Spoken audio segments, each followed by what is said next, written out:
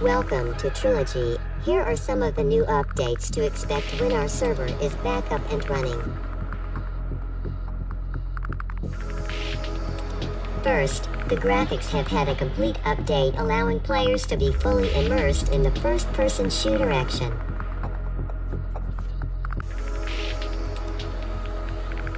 Next, we have now added new features to the crafting system similar to the sandbox survival game Rust.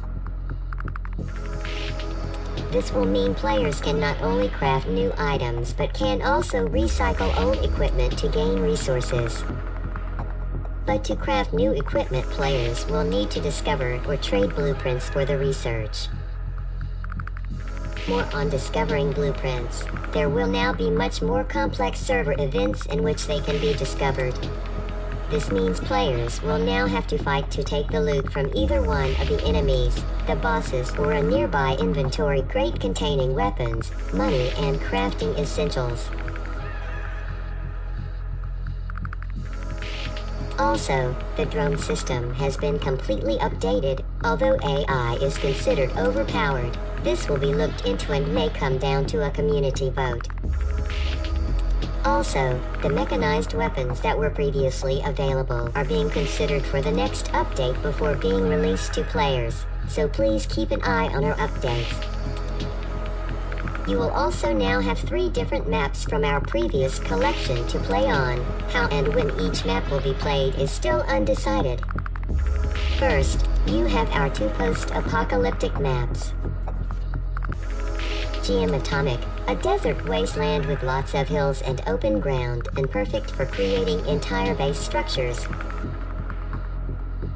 This map is for the creative players who want freedom to build and is also favored by anyone who enjoys sniping targets over long distances. Next, we have RP Pripyat, a post-apocalyptic city with areas filled with radiation, lots of high buildings, and even a complex sewer system. This was our first map and it is very large, meaning players can spread out and find a base literally anywhere. This map is also favored by snipers and our dark RP players. Lastly, we have our most recent map, RP Rockford. This is a city map and was our most popular map, especially with our dark RP players. With lots of buildings, multiple areas such as the city center, the car park, the warehouse district, cabins by the lake, and even a hospital. Something that the community has requested for quite some time was local chat for anyone using a mic. We are now working on making that possible with our current faction system. An important reminder for anyone who joins the server, RDM is legal, and there is no new life rule, so please be cautious when you enter. Of course, the spawning zone is off limits and there may be no RDM or prop spawning, as this will result in a warning or ban from the server. The rules are simple, so please, obey. We will also be introducing a reward system that will give players the chance to perform tasks and receive a random reward at any time. The crafting system's resources will also have new items added that will be required to build your equipment. This means mining and crafting fragments are the first step. You must then craft the individual parts for the equipment to be functional. Our community already knows this, but for new players, you must have a working generator close to any equipment you have.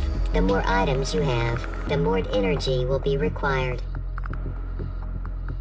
Also, for new players, to raid another player or faction, you must possess a radar and equipment in your base over the value of $15,000.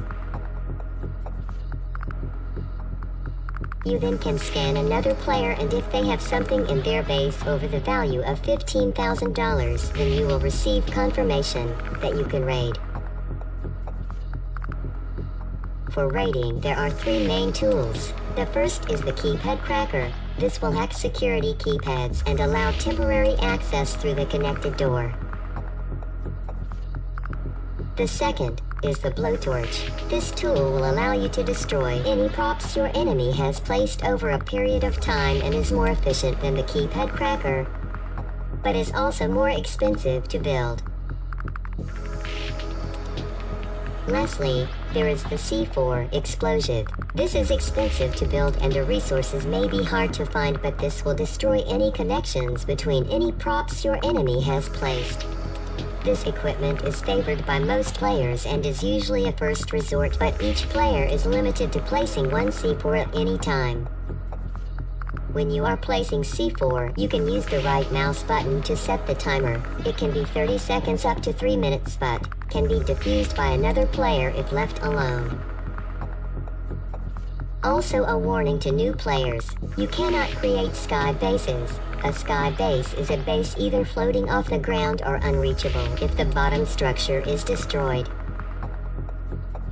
Finally, you will still have access to helicopters and planes, but we will be tweaking them so they are not so brittle and are able to be repaired with tools and resources.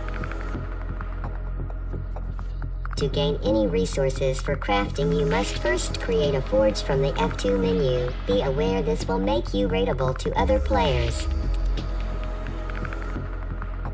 The forge is your crafting table. Activate the forge menu with E, then select the pickaxe. Once it completes, you must then find a mining node somewhere on the map and strike it.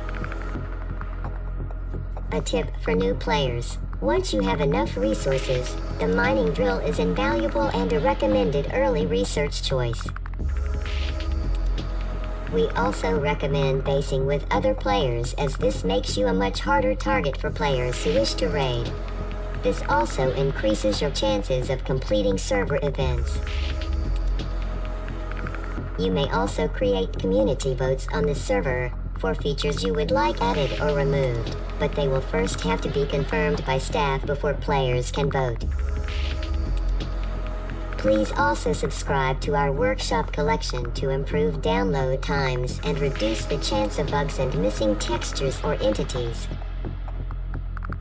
That is all for now. If you need any more help, please use the help command on this server or look at our other YouTube videos for more in-depth tutorials. Thank you for joining Trilogy Networks. Good luck, players.